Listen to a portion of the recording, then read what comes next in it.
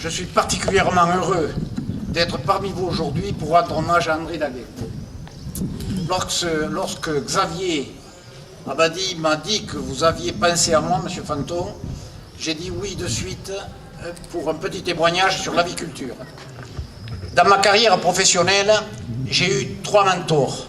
André Babou, que beaucoup connaissent ici sur Mirande et sur le Gers, qui sur le plan technique était un maître dans ce domaine.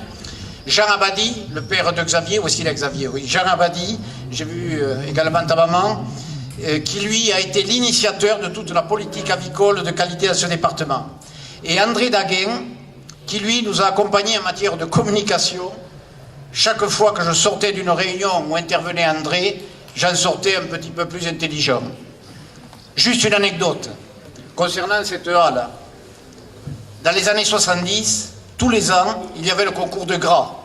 Et la remise des prix se faisait sur une estrade, au milieu de la halle, sur laquelle il y avait les invités, monsieur le préfet, monsieur le maire André Baudran, monsieur Daguin, et il y avait suspendu au-dessus de cette estrade, des panneaux délimitant les espaces pour les produits. Et figurez-vous que sous l'estrade, où étaient placés par inadvertance les personnalités, il y avait le panneau « gros légumes ». On ne pouvait pas si bien dire. Je suis sûr qu'à l'époque, s'il y avait eu les réseaux sociaux, cela aurait fait fureur. C'est à cette occasion que j'ai rencontré pour la première fois votre papa et votre mari. Je l'ai connu en tant qu'acheteur de foie gras. Dans les années 70, on ne gavait que des oies, rappelez-vous, 10, 20, 30 par an et par exploitation. Il venait à Mirande dans la salle de découpe des producteurs gascons pour choisir ses foies. Il prenait les plus gros, plus de 1,1 kg, parce que lui savait comment les cuisiner. Parce qu'il savait que même un gros foie, avec des méthodes de cuisson qui lui appartenaient, il n'y avait pas de fonte. Quelques années plus tard, le canard, vous avez fait allusion, M. Fanton, le canard, d'abord Barbarie et ensuite Mullard, a fait son apparition et le problème était l'écoulement de la viande. C'est là qu'André Daguin a eu cette idée lumineuse de servir des magrets et de le faire connaître. Rappelez-vous les opérations sourire pour les jeunes qui sont ici autour devant cette halle. Les opérations sourire des jeunes agriculteurs qui organisaient au bord des routes des présentations de produits pour les faire découvrir aux vacanciers. Nous faisions des grillades de magrets et les vacanciers dégustaient cette viande et étaient surpris que ce soit du canard. C'est à partir de cette période que la production de canard dans le Gers a explosé en volume. D'ailleurs, Christian Millot, du Go et Millot, dans une émission, a présenté André Daguin comme étant monsieur le commissaire magret. Mais dans le domaine des volailles fermières, c'est là qu'on a revu André Daguin. Il nous a beaucoup aidés. Il a mis son image, sa notoriété et sa faconde, son accent au service des volailles du Gers. C'est lui qui a dit en 1990, pour accompagner le slogan « Élevé en plein air, élevé en plein Gers », que si les poulets fermiers du Gers sont tellement bons, c'est parce que ce sont les plus heureux.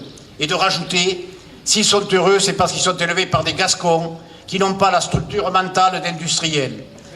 Il était important pour nous qu'un grand chef comme lui, prêtre comme lui, parle de cette façon de nos produits et du travail de nos éleveurs. Il a aussi mis à contribution ses amis de la Ronde des Mousquetaires pour faire encore plus fort dans la promotion de nos volailles. Il était conseiller technique à la Pyramide du Louvre et nous a proposé de faire une opération avec la dinde sur le thème « La dinde fermière du Gers entre au Louvre ». Il avait mobilisé tous ses amis, Coscuela, Arnaud, Arsufi, que j'ai aperçu, Bach, Fagedet, Piton, San Pietro, Ramoneda et Urraca. Tout ce beau monde prenait l'avion à Toulouse et non pas les bras ballants, mais chargés de valises isothermes contenant les plats que les chefs avaient élaborés et qu'il suffisait de réchauffer au Louvre. Et si j'étais inquiet entre le nombre d'inscrits et le nombre de présents, eux étaient tranquilles car ils ont exprimé leur don pour la multiplication des pains, mais aussi des meilleurs plats, et toujours dans la bonne humeur et avec ces petites imperfections bien exploitées qui provoquent la sympathie. Et quel contact client, c'est André Daguin. Je le vois encore plein d'égards et d'attention envers un couple de journalistes d'un certain âge ayant un peu abusé du Saint-Mont et du Pacherin, il les raccompagne à l'ascenseur avec beaucoup de prévenance et autant de conseils de prudence comme on le fait d'ordinaire à nos vieux parents âgés. Admiratif, je lui demande l'identité du couple. Il me dit, c'est Antoine Blondin. Mais vous savez, il a une grande capacité de résistance et c'est pas lui qui va conduire le métro. Autre opération de grande communication en 92, président de la CCI du Gers, il avait proposé de rebaptiser le Gers pour l'appeler Gers en Gascogne. Nous qui avions tout capitalisé sur le mot Gers, nous n'étions pas tout à fait d'accord. Alors un jour il m'appelle pour me dire qu'il connaît bien Christophe de Chavannes et que nous pourrions monter un débat sur TF1 dans son émission Coucou c'est nous. Vous, il me dit, vous défendez le Gers et moi je défends Gers en Gascogne. L'objectif, c'est que nous parlions du Gers le plus souvent possible et de ses produits.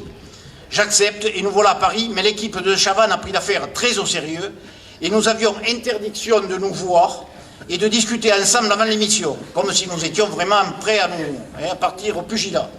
Les loges étaient même séparées.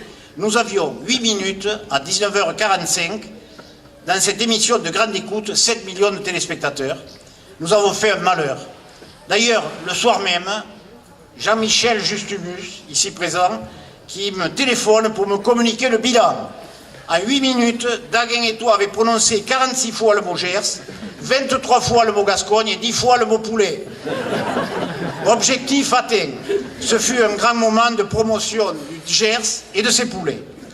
Ici, je dois dire que chaque fois que j'ai demandé à André de prêter sa voix pour nos films publicitaires ou pour les parrainages de la météo, il a toujours accepté sans se faire prier et sans demander le moindre cachet, pas même les remboursements de frais. Seulement attentif à nous rendre service, à mettre en avant nos productions et notre département. Et je voudrais ici vous citer une de ses analyses visionnaires qu'il exprimait un jour dans une rencontre à Avigers. Il disait ceci: « Conscient que le Gers est le plus beau pays du monde, nous le savons tous, persuadés que peuvent y naître les meilleurs produits qui soient, nous en sommes convaincus. Mais combien d'entre nous se sont réellement attelés à la tâche pour que nos produits soient consommés, appréciés, achetés, expédiés hors du Gers, en quantité suffisante pour donner du travail aux Gersois et de qualité homogène pour que le consommateur achète et surtout rachète, car vous le savez tous maintenant qu'un produit n'existe que quand il a été acheté. Il nous faut donc déjà d'imagination et de compétences pour faire consommer hors du Gers tous nos bons produits. » Ça, c'était pour la partie sérieuse.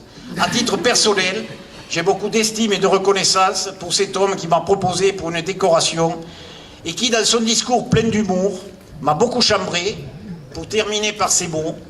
Vous savez tous que dans notre pays, l'amitié se cache derrière la plaisanterie. On ne se moque que de ceux que l'on estime, on ne se moque que de ceux que l'on estime et de ceux que l'on aime. On ne rit ni avec, ni des incompétents. On parle légèrement des choses sérieuses et gravement des choses légères. Et l'humour peut être la politesse du désespoir. Et je terminerai par l'humour qu'il avait concernant nos produits. Il définissait le chapon du Gers, cher à Xavier Abadi. Le chapon, c'est un poulet qui gagne en succulence ce qu'il perd en virilité. Ou d'une façon plus cavalière, le chapon, il court derrière les poules, mais il ne sait plus pourquoi. Et pour vraiment terminer, je reprendrai cette phrase qu'il m'a adressée un jour en présence de Maurice Coscula, mais je la dis et je la répète, vous la connaissez tous. Tu sais, Buffo, si tu tues un poulet et que tu ne sais pas le faire cuire, il est mort pour rien, le pauvre con. Donc, durant toute sa carrière, André Daguin a tout fait pour que nos produits ne meurent pas pour rien. Merci à lui et merci à vous tous.